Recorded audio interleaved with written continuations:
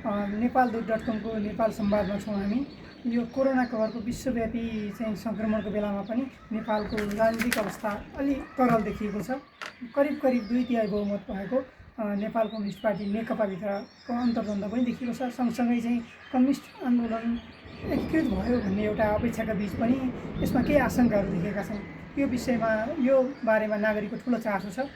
यो विषयमा हामीले एकजना विज्ञ हुन्छु म चाहिँ उहाँसँग कुरा गर्ने जमर्को गरेका छौँ। उहाँले साबिक ठुला मानिएका दुईटा दल नेपाल कम्युनिस्ट पार्टी एमाले र नेपाल कम्युनिस्ट पार्टी नेकपा केन्द्र दुईटै दलमा लामो समय काम गरेको अनुभव छ उहाँसँग। उहाँ चाहिँ दर्शन इतिहासका पनि अध्येता हुनुहुन्छ। उहाँलाई म स्वागत गर्न चाहन्छु। स्वागत छ। रामराज रेग्मी हुनुहुन्छ। धन्यवाद। सुरुवात यहाँबाट गरौँ। यो लकडाउनको अवधि चाहिँ यो राजनीतिक परिदृश्य केही परिवर्तन हुन लागि जस्तो छ। तपाईँलाई चाहिँ लकडाउनले कि राजनीतिक परिदृश्यले बढी आकर्षित गरेको छ? कुन कुरामा बढी चाहिँ अलि छोएको छ? कुन कुराले अलि चिन्तन मननमा व्यस्त हुनुहुन्छ? वास्तवमा अब लकडाउन भनेपछि विश्वमा एउटा नयाँ देखिएको भीषण खालको घातक खालको रोग भयो र यसले जो विश्वमा तहल्का मचिएको छ, हाम्रो नेपाल लगायत यो अर्थतन्त्रलाई पनि ध्वस्त बनाइरहेको छ। र यो 1930मा देखिएको महामारीदेखि यता सबभन्दा ठुलो महामारी चाहिँ अहिले चाहिँ भएको छ र यसले एकैचोटि विश्वभरिको अर्थतन्त्रलाई एकदम विस्तारतापूर्वक आक्रमण गरेको छ र सबै देशहरू आक्रान्त भएको हुनाले लकडाउनतिर अब चिन्ता हुनु स्वाभाविकै हो। यत्रो लामो समयसम्म हामी घरभित्र बसिरहनु परेको अवस्था छ। अब सारा कल कारखाना, व्यापार व्यवसाय, रोजीरोटीका कुराहरू सब चाहिँ तहस नहस भएका छन् र यतातिर यो पनि एउटा एक किसिमबाट अर्थतन्त्रको राजनीतिसँगै जोडिएको पाटो भएको हुनाले यसमा ध्यान नजाने होइन। यसमा पनि अब के हो, कसो हो, कसरी यसबाट जाने हो भन्ने सम्बन्धमा चासो खाँचो हुने कुरा नै भयो। त्यसको साथै अहिले यो महामारीभित्र जो देखिएको एउटा सबैभन्दा ठुलो पार्टी जसले एउटा राम्रो बहुमत प्राप्त गरेर सरकार चलाइरहेको छ, त्यो भित्र जुन किसिमको अहिले किचलो भयो र जनताको बढी मात्रामा सुरक्षाको जिम्मा लिएको, बढी मात्रामा चाहिँ सबै मिलेर यसलाई चाहिँ यो रोगलाई कसरी चाहिँ परास्त गर्न सकिन्छ भनेर सोच्नुपर्ने अवस्थामा जुन किसिमको एउटा आन्तरिक खिचातानी र सत्ता सङ्घर्षमा यो पार्टी अल्झियो, अझ सरकार अल्झियो भनौँ, यो पनि एउटा ठुलो चिन्ताको विषय भएको हुनाले अब यसमा पनि अब ध्यान नजाने त कुरो हुँदैन। त्यसो भएर यो लकडाउनको साथसाथै कोरोना महामारीको साथसाथै नेपालको राजनीतिमा पनि विशेष एउटा चिन्तन मननका साथ ध्यान दिइरहेको अवस्था चाहिँ छ। जस्तो यहाँनिर अर्को एउटा नेचर पनि मिल्यो क्या राजनीति र कोरोनाको। जस्तो कोरोना के कारणले हुन्छ, यसको कसरी समाधान गर्ने भन्ने विषयमा अझै अनुसन्धान भइरहेका छन्। त्यसको निष्कर्ष आएको छैन। त्यस्तै पार्टीका केही मान्छेहरूलाई थाहा होला र खास समस्या चाहिँ कहाँनिरबाट हो, यो पार्टीको के छ, यसको मुख्य चाहिँ गडबडीको कारण भन्ने चाहिँ आम जनतालाई थाहा छैन। तपाईँले दुईटै पार्टीमा काम गर्नुभयो, दुईटै पार्टीका नेताहरूको काम गर्ने नेचर, उनीहरूको पहिलाको सिद्धान्त यहाँलाई थाहा छ। खास समस्या चाहिँ के होला भन्ने तपाईँलाई लाग्छ, तपाईँको ठम्बैमा?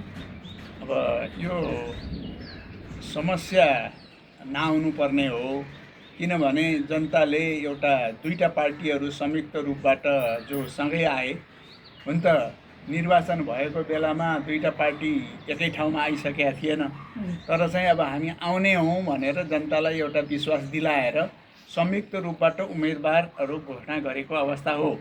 त्यसो भएको हुनाले जनताहरू धेरै उत्साहित भएर अब त यो देशमा जस्तो 1950को दशकमा बहुदलीय व्यवस्था भए पनि मुलुकमा स्थिरता भएन।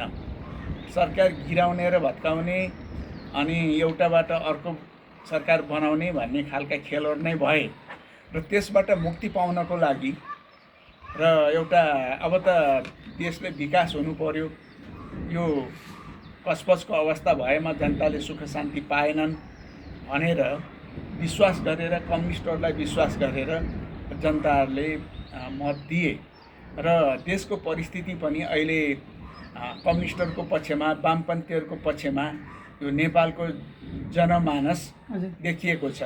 विश्वमा एउटा समाजवाद, कम्युनिजम एउटा रक्षात्मक अवस्थामा हुँदाखेरि पनि नेपालमा एउटा राम्रो अवस्थामा चाहिँ जनताको बिचमा यसले चाहिँ सपोर्ट पाएको हो।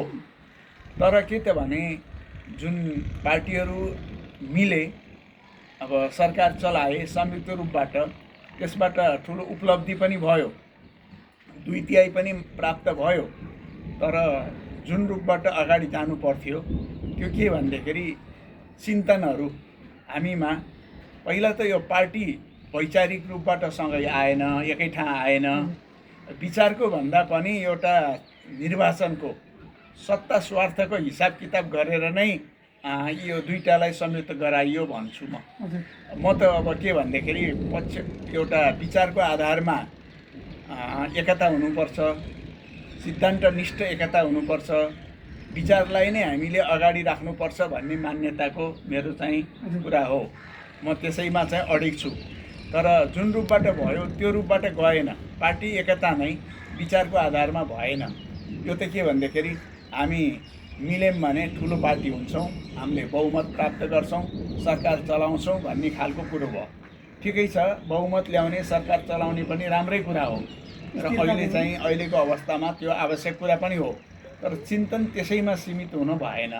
त्यसले गर्दाखेरि के भयो भन्दाखेरि सरकार चलाउने मात्र चिन्ता अथवा सत्तामा पुग्ने मात्र चिन्ता हुँदाखेरि त्यहाँ एउटा नेताहरूको महत्त्वाकांक्षा आयो र पहिलादेखि नै यो रोगहरू थियो।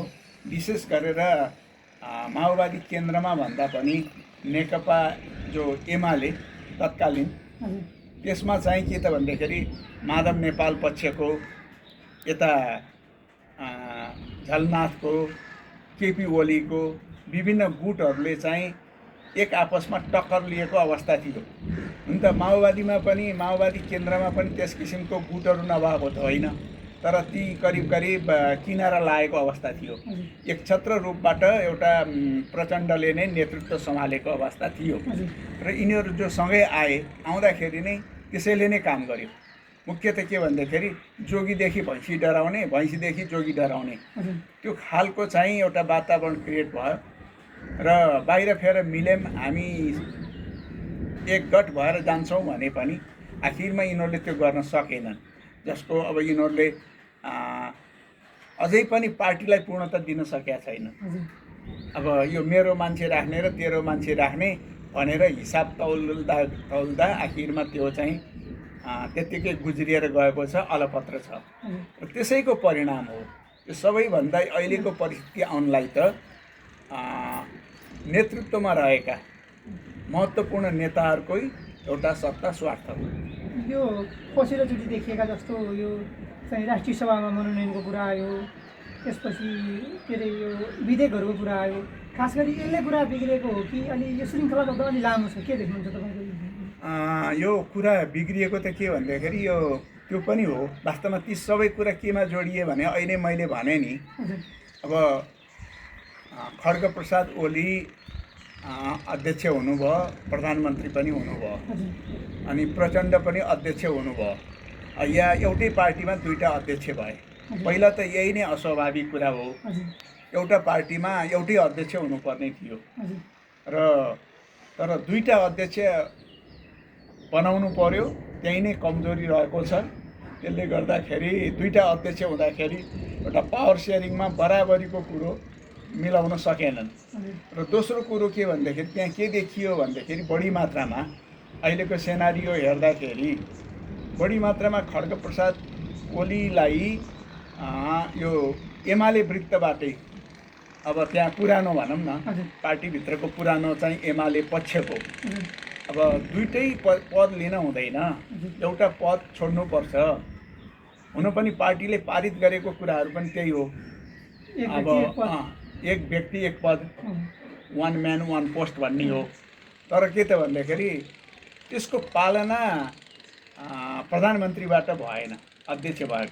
किनभने उहाँले चाहिँ के भन्दाखेरि आफ्नो यो प्रदेश प्रमुखहरूमा चाहिँ जसलाई राख्नुभयो तिनीहरूलाई प्रदेशको पार्टी प्रमुख पनि बनाउनु भयो र यतातिर देशमा पनि आफू पनि अध्यक्ष पार्टी प्रमुख पनि के पार्टी प्रमुख अध्यक्ष पनि हुने र प्रधानमन्त्री पनि हुने यतातिर पनि प्रदेशमा पनि त्यही गराउनु भयो आफ्नो पक्षलाई नलाग्ने अनि त्यहाँ चाहिँ अब माधव नेपाल पक्ष खेदाईको अवस्थामा भयो त्यो कुरो एउटा विग्रह र दुःखको कुरा हो किनभने पार्टीभित्र यो गुटहरू चाहिँ आउन नहुने हो माधव पक्षका मान्छेहरू पनि आखिरमा त्यही पार्टीभित्रका हुन् अब तिनीहरूले चाहिँ के भनेदेखि त्यही पार्टीको नीति कार्यक्रमलाई मानेर चल्छन् त्यस्तो सङ्कीर्णता चाहिँ नअगाल्नुपर्ने हो मुख्य कुरो चाहिँ आफ्नै पक्षका मान्छेहरूलाई नै हरेक ठाउँमा हावी बनाउनु खोज्ने कारणले नै यो समस्या त्यहाँबाट सुरुमा सृजना भयो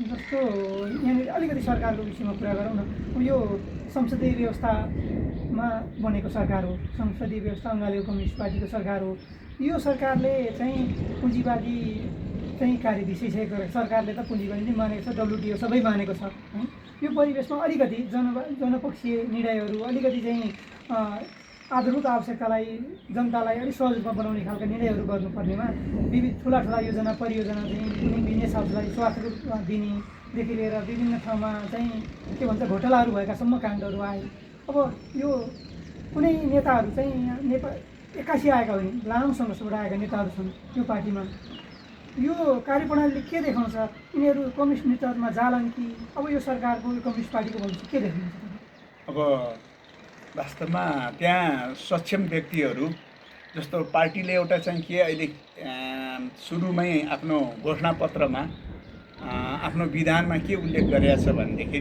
समाजवादतर्फको यात्रा अब जनवादी क्रान्ति नै नभए पनि करिब यो पुँजीवाद आयो देशमा अब जनवादी क्रान्ति गरिरहनुपर्ने आवश्यकता परेन त्यसो भएर त्यसको बाँकी कार्यभारहरू पुरा गरेर समाजवादतर्फ जाने भनेर पार्टीले पास गर्यो त्यो अनुसारको चाहिँ भिजन नभएका नेताहरू पनि होइनन् थिए तर चाहिँ के त भन्दाखेरि जुन किसिमको एउटा प्रधानमन्त्रीले आफ्नो मन्त्रीहरू चयन गर्नुभयो त्यसमा यो अर्थतन्त्रलाई सम्हाल्ने अर्थमन्त्री हुने व्यक्ति सुरुदेखि नै उहाँ चाहिँ कम्युनिस्ट ब्याकग्राउन्डबाट आएको मान्छे मलाई लाग्दैन र मैले त्यो पार्टीमा लामो समयसम्म काम गरेको उहाँ चाहिँ बाहिर एउटा भोटरको रूपमा समर्थकको रूपमा हुनुहुन्थ्यो होला तर खासै चाहिँ के भने समाजवादी एउटा अर्थव्यवस्थाको मर्म बुझेको मान्छे होइन जसले गर्दाखेरि अहिले चाहिँ के त भन्दाखेरि हामी समाजवादतर्फ जाने भने पनि एउटा नव-उदारवादी अर्थतन्त्रबाट देश मुक्त भएको छैन जस्तो धेरैजसो सरकारको बजेटमा पनि धेरैजसो सहयोग के त भने वैदेशिक अनुदानमा भर पर्ने खालको देखिन्छ अनि यो देशको एउटा मेरुदण्डको रूपमा रहेको कृषिलाई बढी मात्रामा फोकस गर्नुपर्नेमा बढी मात्रामा ध्यान दिनुपर्नेमा त्यो कृषिमा एकदम व्यवस्था गरेको छ त्यसो भएको हुनाले चाहिँ यो जहाँसम्मलाई लाग्छ योग्य मानिसहरू त्यही अब अर्थशास्त्रीहरू पनि त थिए नि त्यही कम्युनिस्ट पार्टीभित्रै अहिलेको नेकपाभित्रै योग्य मान्छेहरू थिए तिनीहरूलाई लिएर चाहिँ यो सरकार चलाएको भएदेखि र सरसल्लाहले कामहरू गरेको भएदेखि यस खालको दुर्घटना हुने थिएन र यो देशान्तरण यो देश अर्कैतिर जाने खालको पनि हुने थिएन त्यसो भएको हुनाले पहिला त यो भनाइ र गराइ चाहिँ एउटै छैन सरकारको भन्दाखेरि समाजवाद भने पनि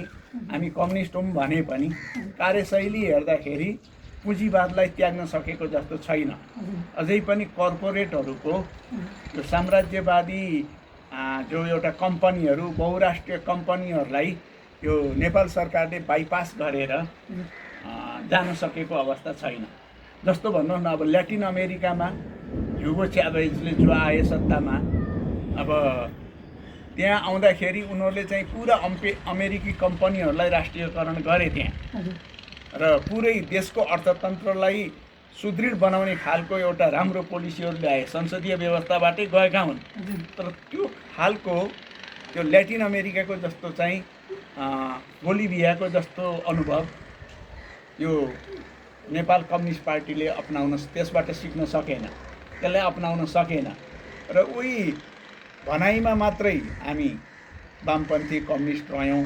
तर हाम्रो आचरण र हिजो नेपाली काङ्ग्रेसले गरेको र अरूहरूले गरेको अरू पार्टीहरूले गरेकोमा खासै भिन्नता भएन। त्यस भएर मुख्य कुरो के भन्दाखेरि सिद्धान्तलाई व्यवहारमा लागू गर्न नसक्नु सबभन्दा ठुलो कमजोरी त्यही नै हो।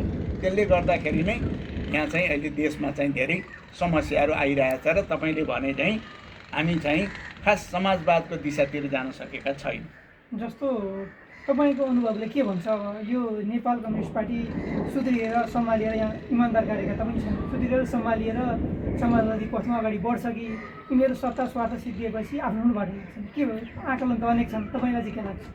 अब यो परिस्थिति सपार्ने हो भने परिस्थिति बिग्रिसकेको अवस्था मैले देख्दिनँ। हजुर। तर के भन्दाखेरि यही तरिकाले जानियो भनेदेखि त हामी दुर्घटनाको नजिकतिर जाँदैछौँ। हजुर। अब यसलाई हामीले जोगाउन सक्दैनौँ। हजुर। तर अझै पनि के त भन्दाखेरि समय छ र अझै पनि के भन्दाखेरि त्यसलाई विचार गरेर खास गरेर सत्तामा रहने जिम्मेवार नेताहरूको बिचमा आपसी सरसल्लाह हुने, यो तरिकाबाट जाम भनेर एक स्पिरिटबाट जाने, आफ्नो गुटको वास्ता नगर्ने, गर्ने हो भने अझै पनि यसलाई चाहिँ राम्रो अब जुन उद्देश्य अनुसार सरकार बनेको थियो, जनताले आशा गरेका थिए त्यही समाजवादी आचरण अनुसारको सरकारमा चाहिँ हामीले बदल्न सक्छौँ। तर अब यही तालका भन्नुहोस् न, अब चाहिँ तपाईँले चाहिँ त्यो प्रधानमन्त्रीका सल्लाहकार देख्नु भएको छ, अनि जो कतिपय मन्त्रीहरू चाहिँ भ्रष्टाचारमा पनि मुछिएका छन्, तिनलाई कारबाही गर्नुको साटो तिनीहरूको चाहिँ अब ढाकछोप गर्ने, तिनीहरूलाई चाहिँ अलिकति राम्रो देखाउन खोज्ने, कारबाही नगर्ने, यही प्रवृत्ति हो भनेदेखि त अब हामीले चाहिँ त राम्रो भविष्य त देख्दैनौँ। त्यसो भएर अहिलेको जो एउटा किचलो आइरहेछ त्यसले करेक्सन गर्छ कि यदि परिस्थिति अर्कै दिशातिर मोडियो भने हुनसक्छ त्यसलाई सम्हालिएर पनि जान सक्छ अथवा योभन्दा खराब भएर पनि जान सक्छ। त्यसो भएर हामी अहिले चाहिँ यो कम्युनिस्ट जो संसदीय राजनीति छ यसको चाहिँ एउटा मोडमा चाहिँ उभिएर बसेका छौँ हामीहरू। अब यहीँनिर जोडौँ न, जस्तो अहिले दुईवटा मध्येको एउटा ठुलो पार्टी, एउटा पार्टी नेपाल कम्युनिस्ट पार्टी माओवादी केन्द्र पछिल्लो चरणमा, त्योभन्दा अगाडि नेकपा माओवादी, उहाँका केही पक्षहरू अहिले पनि चाहिँ सशस्त्र युद्धको पक्षमा हुनुहुन्छ, खरै हतियार उठाइसक्नु भएको छैन एउटा पक्ष। अब यो काङ्ग्रेसले अब पहिला गरे जस्तै पार्टी फुटाउने, विधेयक आउने, संसद किनबेच हुने, अनि यसै गरी सरकार परिवर्तन हुने, अनि गाउँपालिका स्थानीय तहमा गएका काम बजेटहरू प्रयोग हुने, अनि रोजगारीको यस्तै विकराल अवस्था रहने, पहिला पो जनतालाई प्रत्यक्ष थाहा हुन्थेन, अहिले त सामाजिक सञ्जाल मिडियाले भर्खरै थाहा हुन्छ। यसरी नै अगाडि बढ्दै जाने हो भने फेरि हामी अर्को विद्रोहतर्फ धकिन्छ। निश्चय नै, किनभने राजनीति भन्ने कुरो जनताको सेवाको लागि हो। यो कमाउनको लागि त व्यापारी भएर बसे भयो, उद्योग धन्दा चलाए भयो। अब हामी चाहिँ विचारको नारा दिने, हामी कम्युनिस्ट पार्टी हौँ भन्ने, तर सोचाइ चाहिँ के भन्दाखेरि कसरी चाहिँ हामीले व्यवस्था गर्न सक्छौँ। तपाईँले यही भन्नुहोस् न, हिजो चाहिँ सबै नेताहरू हुन् दुःख गरेर आएका, कोही युद्धबाट आए, अब धेरै जसो तल्लो वर्गबाट आए, जेल नेल खाए, दुःख पाए, यिनीहरूको आर्थिक अवस्था हिजो कमजोर थियो। तर जब सत्तामा आए यिनीहरूमा चाहिँ के त भन्दाखेरि चाहिँ यो अलिकति पुँजीवादी प्रलोभनले असर पार्यो। त्यसले गर्दाखेरि अब घर घटेरी जोड्ने, अवैध व्यक्तिहरूसँग सम्बन्ध कायम गर्ने, ठेकदारहरूलाई लिने, यहाँको चाहिँ गण्डकी प्रदेशको मुख्यमन्त्रीले चाहिँ बारम्बार भनेका छन्, मैले सुनेको छु, हाम्रो चाहिँ जनप्रतिनिधिहरू ठेकदार हुन भएन, ठेक्कापट्टा गर्न भएन। अब यसले पनि एउटा पिक्चर दिन्छ, जो जनप्रतिनिधिहरू हुन् उनीहरू ठेकदार हुने, उनीहरू नाफा कमाउने काममा लाग्ने। त्यस्तै अब भनौँ न, अब पार्टीका ठुल्ठुला नेताहरू नै अब निजीकरणको विरोधमा जानुपर्ने ठाउँमा प्राइभेट हस्पिटलमा सेयर हालेर अब निजी हस्पिटलको पक्षमा चाहिँ जो तपाईँले सुन्नुभयो केही समय अगाडि एउटा विवाद, अब गोविन्द केसीले चाहिँ त्यसको विरोधमा, जो आफूलाई एउटा डेमोक्रेट भन्थे, तर हाम्रा वामपन्थी भएकाहरूले चाहिँ अब निजीकरणलाई सपोर्ट गरेर त्यसको आडमा निजी हस्पिटलहरूको चाहिँ एउटा पक्षपोषण गर्ने किसिमबाट दह्रो रूपबाट प्रस्तुत भए। यसैबाट पनि अब हामी चाहिँ के त भने अलिकति जनताले दिएको म्यान्डेटलाई, जनताले दिएको आदर सम्मानलाई हामीले अलिकति दुरुपयोग गऱ्यौँ जस्तो मलाई लागेको छ। यो सबै के त भने पुँजीवादी स्वार्थ र पुँजीवादी लोभ हो। जसले भन्न न धन सम्पत्तिको लोभ देखाउने त कम्युनिस्ट हुनै सक्दैन नि। त्यस भएर हामीले यसमा त कडाइका साथ प्रस्तुत हुनुपर्छ, भ्रष्टाचारलाई नियन्त्रण गर्नुपर्छ। एकैचोटि नसके पनि बिस्तार बिस्तार यसलाई चाहिँ हामी चाहिँ लगाम कस्दै जान चाहिँ सक्छौँ। अब तपाईँको चाहिँ अनुभव अध्ययनको आधारमा पोइन्टमा मात्रै बताइदिनु न। नेपाल कम्युनिस्ट पार्टी नेकपाका नेता कार्यकर्ताले सुधार्नुपर्ने 4-5वटा पक्ष के सुधार्नुपर्छ? सुधार्नुपर्ने कुराहरू धेरै छन्। पहिला त यिनीहरू के भन्दाखेरि जुन हाम्रो उद्देश्य हो, विचार हो, त्यो अनुकूलको आचरण गर्नु पर्यो, नम्बर 1। नम्बर 2, यो गुट र ऊ गुट भन्न भएन, सत्ता स्वार्थ हुन भएन। जो आए पनि हामी कम्युनिस्ट पार्टीभित्रकै हुन्, मान्छेलाई योग्यताको आधारमा, क्षमताको आधारमा काम दिनु पर्यो। त्यस भएपछि के छ भने योग्य व्यक्ति सत्तामा पुग्छ, योग्य व्यक्ति ठाउँमा पुग्छ र उसले चाहिँ राम्रोसँग सञ्चालन गर्न सक्छ। त्यस भएर यो तेरो मेरो नभनिकन हाम्रो भन्नु पर्यो मान्छेहरू लिँदाखेरि, नम्बर 2 हैन। तेस्रो के त भन्दाखेरि अब अलिकति सरकार चलाउने पार्टीले हो, यो पार्टीको मातहतमा रहेर सरकार चल्नुपर्छ। सरकारले पार्टी चलाउने होइन, पार्टीले सरकार चलाउने हो। त्यस भएको हुनाले पार्टीका नीति पद्धतिहरूको आधारमा सरकारले काम गर्नु पर्यो। जस्तो राजनीतिक नियुक्तिहरूमा र विभिन्न चाहिँ यस्तो जति पनि काम कारबाहीहरू छन् ती सबैमा व्यक्ति रोज्दाखेरि एउटा सक्षम व्यक्तिहरूलाई सरकारले ऐतिहासिक चाहिँ खालका विधेयक ल्याउँदाखेरि पनि पार्टीलाई थाहा नहुने अवस्था आयो। त्यो आयो होइन। त्यही नै के भन्दाखेरि जुन विधेयक आइरहेका छन् मन्त्रीहरूलाई थाहा छैन, मन्त्रीहरूलाई चाहिँ त्यही विभागको मन्त्रीलाई थाहा छैन। अनि त्यसले गर्दाखेरि के त भन्दाखेरि कतिपय चाहिँ सरकार अहिले चाहिँ योजना प्रस्तुत गर्ने, विधेयक प्रस्तुत हुने अनि विरोध आएपछि फिर्ता गर्ने पर्ने अवस्थामा गइरहेछ। यो सबै किन भयो भन्दाखेरि सरसल्लाह नगर्ने, एकले अर्कोलाई चाहिँ मै जान्ने हुँ, सबै कुरो मैले बुझेको छु र मेरै कुरा हुनुपर्छ भन्ने खालको चाहिँ एउटा प्रवृत्ति भएको हुनाले आएको हो। यो प्रवृत्तिबाट मुक्त हुनुपर्छ। पार्टीको एउटा नीति नियम र सल्लाह अनुसारै चलाउन सकियो भने राम्रोसँग जान्छ। अझै पनि सम्भावना छ, तर यो अहिलेको परिस्थिति हेर्दाखेरि मैले त्यो सप्रने सम्भावना भन्दा बिग्रने सम्भावना नै बढी मात्रामा देखेको छु। यो दुःखको कुरा हो। किनभने भोलि पहिरो आयो भने त्यसले त्यो सत्तामा रहने कम्युनिस्टहरूलाई मात्र होइन, हामी बाहिर रहनेहरूलाई पनि यसले चाहिँ हामीलाई बढारेर पुरेर लैजान्छ। अहिले मैले आफूलाई किन भने अहिले म कुनै ओहदामा बसेको अवस्था छैन। म जस्ता धेरै साथीहरू छन्, कुनै पार्टीको सदस्य नभएका वामपन्थी कम्युनिस्टहरू पनि छन्। अब हामीले चाहिँ के त भन्दाखेरि जो अझै पनि नेपालमा जो कम्युनिस्ट आन्दोलनको एउटा चाहिँ पकड छ त्यसमा समेत धक्का पर्छ। अब यो क्रमको चाहिँ हामी अन्तिम अन्तिमतिरै छौँ। यो बेलामा विश्वव्यापी महामारी देखियो, सँगसँगै यो बेलाबाट चाहिँ केही यसका सकारात्मक चाहिँ आफ्टर इफेक्ट पनि छन् भन्ने मूल्याङ्कन गरिन्छ। जस्तो आत्मनिर्भर बन्नुपर्ने रहेछ होइन, अनि हामीले गर्ने व्यवहारहरू पनि सुधार्नुपर्ने रहेछ, खानपान पनि सुधार्नुपर्ने रहेछ भन्ने खालको विश्लेषण पनि भइरहेका छन्। यसबाट हाम्रो नेपाल जस्तो अर्थतन्त्र भएको देश, नेपाल जस्तो राजनीतिक व्यवस्था भएको देशले यस्तो यो पलबाट के सिक्ने हामीले, तपाईँलाई के लाग्छ? भनेपछि यही अहिलेको महामारीको घटनाबाट अहिले नेपाल सुरक्षित छ। करिब करिब एकजना पनि नमरेको अवस्था भएको हुनाले हुन त नेपालीहरू विदेशमा त गएको, तर नेपालमै बसोबास गर्ने अहिलेसम्म सुरक्षित अवस्थामा छन्। र आज बिहान मैले पढेको थिएँ, यो जुन हाम्रो डक्टर पुन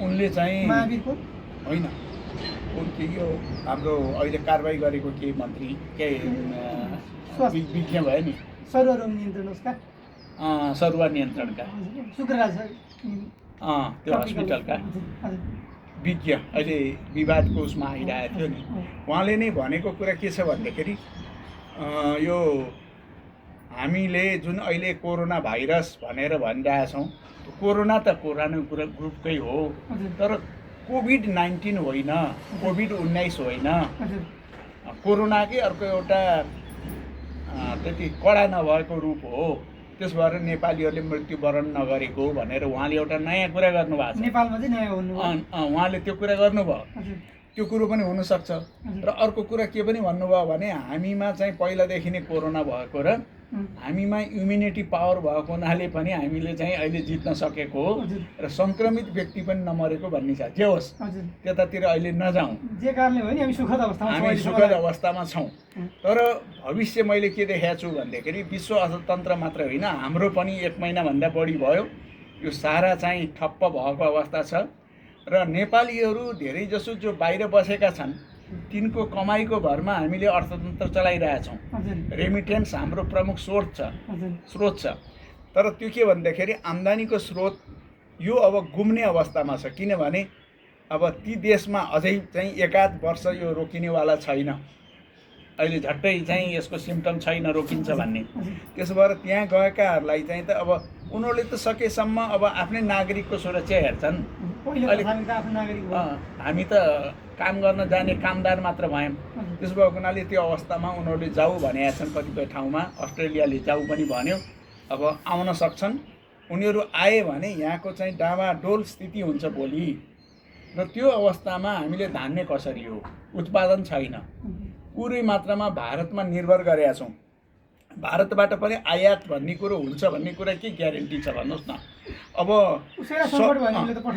सहकालमा त हामीले आयात गर्न सक्छौँ खाद्यान्न हरेक चिजहरू तर अप्ठ्यारो परेको बेलामा त भारतले पनि त रोकिदिन्छ त्यसो भएको हुनाले हामी आत्मनिर्भर हुनुपर्ने यहीँको अर्थतन्त्रलाई विकास गर्नुपर्ने हो तर दुर्भाग्यको कुरो त्यतातिर सरकारको ध्यान गएकै छैन महामारी नफैलिएको बेलामा त्यहाँ ध्यान दिने त उचित मौका त यो होला हो त अहिले चाहिँ के भन्दाखेरि अझै पनि के भन्दाखेरि यो हामीसँग हेर्नुहोस् यो विकसित देशको जस्तो पुँजीवादमा धेरै अगाडि नबढेको हुनाले अझै गाउँघरमा जीविकोन्मुखी अर्थतन्त्र छ पुरानो अर्थतन्त्र छँदैछ त्यसो भएर त्यसलाई परिचालन गर्ने हो भने ठुल्ठुला खेतीहरू छैनन् ठुल्ठुला फार्महरू छैनन् हामीले यसलाई सहकारीतर्फ लैजाने सहकारीको माध्यमबाट किसानहरूको एउटा प्रोत्साहन दिने व्यावसायिक खेतीतिर बढी उनीहरूलाई प्रोत्साहित गर्ने उनीहरूका पैदावारहरू खपत गरिदिने त्यस खालको हामीले पोलिसी लियौँ भने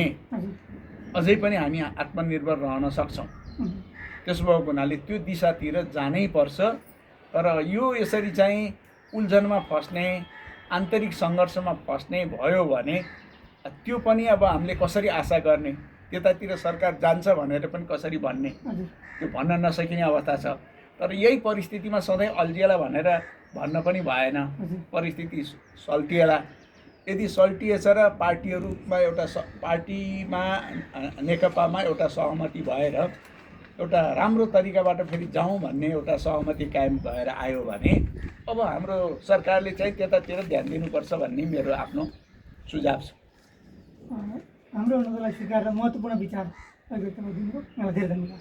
हजुर धन्यवाद।